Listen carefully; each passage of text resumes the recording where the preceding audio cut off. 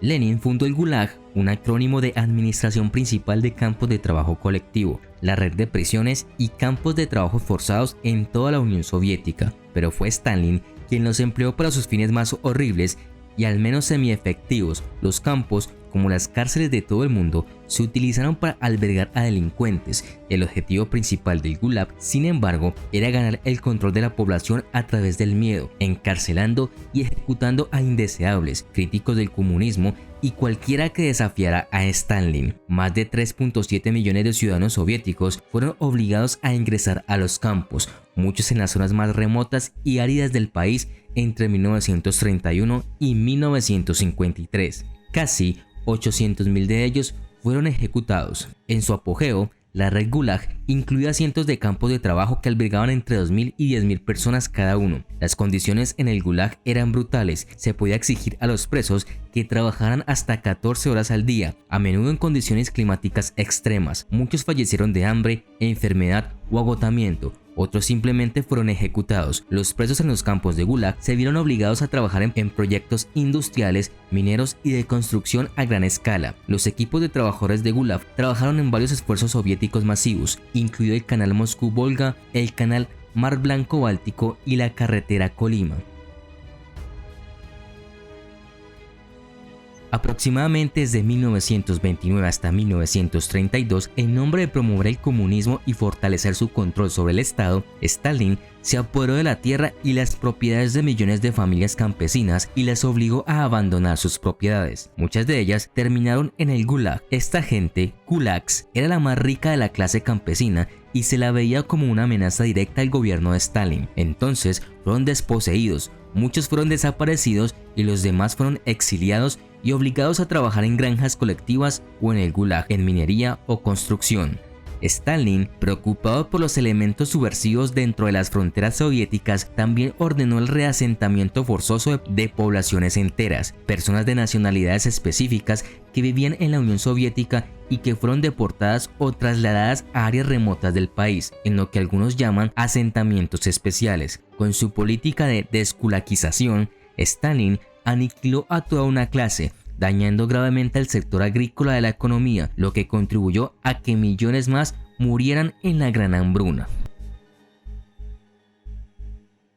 Millones de personas murieron de hambre en la Gran Hambruna de 1932 a 1933, también conocida como Holodomor. Ucrania y Kazajstán fueron los más afectados, y a diferencia de otras hambrunas en las que la sequía fue la causa principal, fueron las políticas de Stalin hacia la industrialización y el alejamiento de la producción de alimentos en las pequeñas granjas las que contribuyeron a este desastre. Granjas, pueblos y ciudades enteras de Ucrania fueron incluidas en listas negras y se les impidió recibir alimentos. A los campesinos se les prohibió salir de Ucrania en busca de comida. A pesar de la creciente hambruna, aumentaron las solicitudes de alimentos y no se proporcionó ayuda en cantidades suficientes. La crisis alcanzó su punto máximo en el invierno de 1932, cuando grupos organizados de policías y aparichis comunistas saquearon las casas de los campesinos y se llevaron todo lo comestible, desde cosechas hasta suministros de alimentos personales y ganado.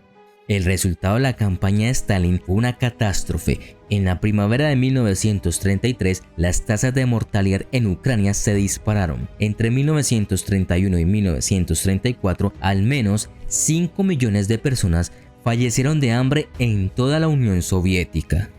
Entre ellos, había al menos 3.9 millones de ucranianos. En 1936, Stalin inició la Gran Purga con el objetivo de librar el Partido Comunista de algunos de sus mayores detractores y rivales. Inicialmente, la NKVD, policía secreta de Stalin, arrestó a cientos de miles de personas. Muchos fueron ejecutados o enviados al Gulag. De los 103 miembros de más alto rango del Partido Comunista, 81 fueron ejecutados. Finalmente, más de un tercio del Partido Comunista murió durante la Gran Purga, que tuvo el efecto de aterrorizar a la población en general también. Muchas personas se volvieron contra amigos y familiares en un intento por salvarse del Gulag. La campaña de represión desatada en la Unión Soviética fue crucial para consolidar en el poder a Joseph Stalin. Otros sectores de la sociedad que sufrieron la persecución fueron los profesionales, además de los gulags, campesinos burgueses y las minorías. El 11 de marzo de 1933 se le presentó a Joseph Stalin un plan para un tipo de Gulag muy diferente, diseñado por Henryk Yagoda, el jefe del servicio secreto de Stalin, y Matvei Berman, el jefe del sistema Gulag soviético. El plan proponía que el gobierno reasentara a 2 millones de indeseables políticos en asentamientos autosuficientes en Siberia y Kazajstán. La idea era que los colonos trabajarían para llevar 1 millón de hectáreas de tierra virgen a la producción agrícola, ayudando a la Unión Soviética y para sí mismos. Así, en mayo de 1933 se envió el primer grupo de 6.000 disidentes políticos y delincuentes menores. Su destino era la aislada isla de Nasino en el oeste de Siberia. Muchos ya estaban débiles y enfermos. No es de extrañar que cuando las barcazas llegaron a Nasino el 18 de mayo ya habían fallecido 27 personas. La colonia de Nasino estaba destinada a lograr la autosuficiencia en 2 años. Sin embargo, 13 semanas después de su concepción, el proyecto había fracasado, porque los colonos fueron abandonados en una tierra bastante difícil de Siberia, carecían de recursos y no estaban preparados. Pronto la anarquía, la violencia y las enfermedades se generalizaron en la comunidad. Cuando finalmente las autoridades intervinieron, descubrieron que 4.000 de los deportados originales estaban muertos o desaparecidos. Sin embargo, lo más inquietante de todo fue el número de supervivientes que se habían volcado al canibalismo. Hasta Glasnost, el asunto Nasino permaneció enterrado. Desde entonces los historiadores han revelado lo que sucedió en esa remota isla de Siberia.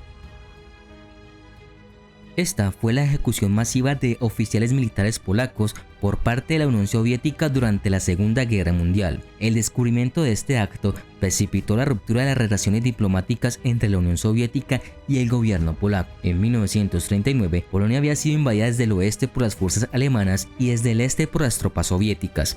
En algún momento de la primavera de 1940, miles de oficiales militares polacos fueron detenidos por las fuerzas de la policía secreta soviética, llevados al bosque Katyn en las afueras de Smolensk, ejecutados y enterrados en una fosa común. En 1941, Alemania atacó a la Unión Soviética y entró en el territorio polaco que alguna vez estuvo en manos de los rusos. En 1943, cuando la guerra contra Rusia iba mal, los alemanes anunciaron que habían desenterrado miles de cadáveres en el bosque de Katyn. Representantes del gobierno polaco en el exilio, ubicado en Londres, visitaron el sitio y decidieron que los soviéticos, no los alemanes, eran los responsables. Estos representantes, sin embargo, fueron presionados por funcionarios estadounidenses y británicos para mantener su informe en secreto por el momento, ya que no querían arriesgarse a una ruptura diplomática con los soviéticos. Cuando la Segunda Guerra Mundial llegó a su fin, la propaganda alemana arremetió contra los soviéticos, utilizando Katyn como ejemplo de las atrocidades rusas.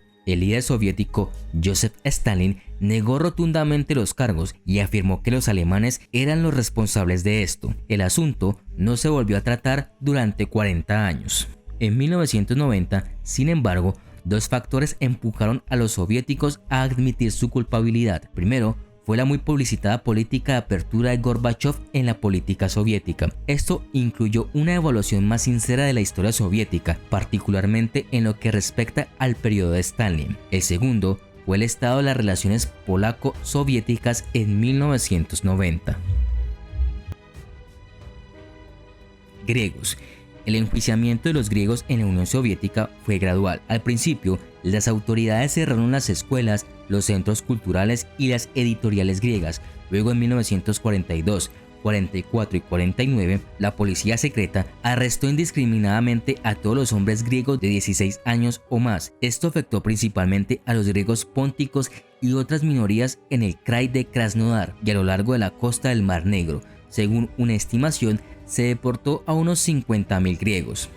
La deportación de chechenos e ingush, también conocida como Operación Lentil, fue la transferencia forzada soviética de la totalidad de las poblaciones Bainak del norte de Cáucaso a Asia Central el 23 de febrero de 1944. La expulsión fue ordenada por el jefe de la policía secreta soviética, Lavrenti Beria, después de la aprobación del primer ministro soviético Joseph Stalin, como parte de un programa de asentamientos forzosos soviéticos y transferencia de población que afectó a varios millones de miembros de minorías étnicas soviéticas no rusas entre las décadas de 1930 y 1950.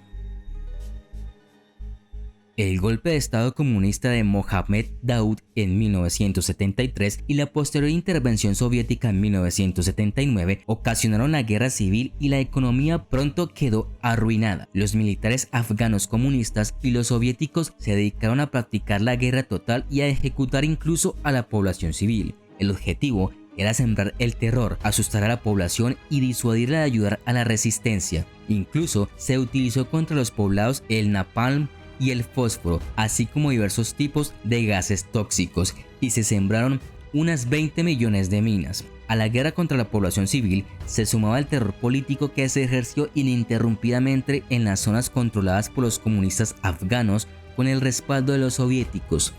De una población próxima a los 16 millones, más de 5 millones de habitantes se exiliaron a los países vecinos. En el conflicto hubo entre 1,5 millones y 2 millones de víctimas civiles en el 90% de los casos y entre 2 y 4 millones de heridos, que siguen aumentando a causa de las minas personales.